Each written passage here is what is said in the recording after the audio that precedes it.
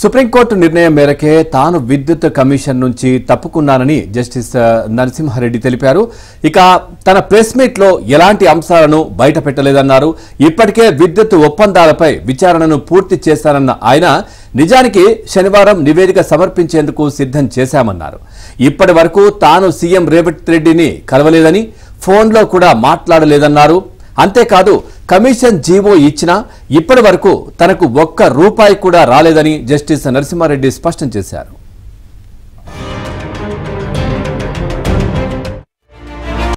అది కోర్టు విచారణ సమయంలో వాళ్ళు ఒక ప్రెస్ మీట్ జరిగిన దాని టైప్డ్ వర్షన్ ఒకటి పెట్టి జరుగుతున్నప్పుడు సుప్రీంకోర్టు చివరిలో ఇలా అర్థం చేసుకునే అవకాశం ఉంది కదా అన్న అభిప్రాయం వినిపించినది.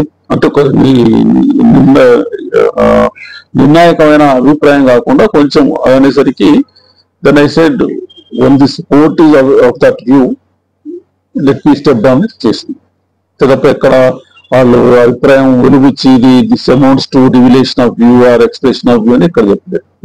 అది రెడ్డి అన్నప్పుడు మరి రాహుల్ కూడా వస్తుంది, అన్ని అది వస్తుంది, అది రాహుల్ వస్తుంది, ఇంకా అన్ని చూస్తుంది. అది ఇంకా రేవంత్ రెడ్డి గారితో యూ కెన్ వెరిఫై కలవడం కాదు కదా, ఫోన్లు కూడా మాట్లాడేది ఇంతవరకు నేను, ఫోన్లు కూడా. మరి అదే మీరు అందరు కథలు చెప్పుకుంటారు. ఒక్కొక్కడు ఆ 10 ఏళ్ల కింద ఒక రెంటెడ్ హౌస్ ఓన్లీ వాళ్ళ 100,000 కోట్లు ఎట్లా తయారైనది. నేను కాస్ట్ పేరు చెప్పనది, అంటే మీరు ప్రసక్తి తీసుకొచ్చినా అని చెప్తున్నాను. ఈ విషయానికి వస్తే కమిషన్ జీవో వచ్చింది కానీ ఇంతవరకు నాకు ఒక రూపాయి రాలేదు. రూపాయి సంస్కారం ఉండాలి కదప్ప ఆ మాటలు అనడానికి ఈజీగా ఇవ్వాలి. అక్కడ కూడా చూసినాం సుప్రీంకోర్టులో చెంపపేట, ఆ చెంపపేటలు ఎక్కడెక్కడ పడుతున్నాయి, ఎవరెవరికి పడుతున్నాయి తెలుస్తుంది.